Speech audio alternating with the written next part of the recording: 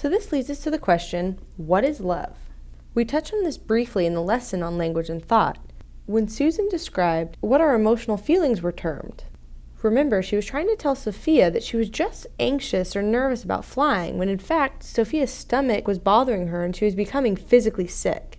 And in that lesson, Susan asked, what is love and how do we describe it? One psychologist by the name of Sternberg developed the triangular theory of love. He had an idea that love was composed of 3 components. They are intimacy, passion, and commitment.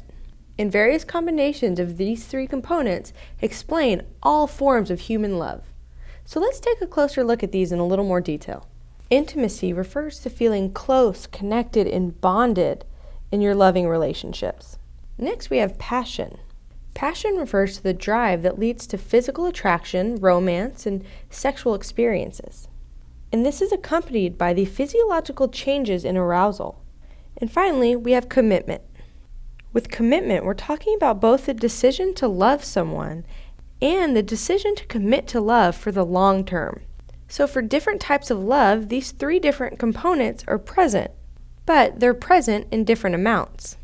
For example, with romantic love, we see high levels of intimacy and passion, but low levels of commitment. And then here we see companionate love, which are high levels of intimacy and commitment, but low levels of passion. And here we see fatuous love, where there's high levels of commitment and passion, but low levels of intimacy. Now, if you were to just have passion and no intimacy or commitment, you would see something like lust or infatuation. And if you just had intimacy but no commitment or passion, this would just be liking someone. And if you just have commitment but no intimacy and no passion, this would be empty love. Now, if all of these types of love were present in equal proportions, Sternberg would call this consummate love. So, as I said, any given relationship can have a combination of these 3 components. Some of your lifelong friends you're going to feel commitment with and intimacy, but not passion.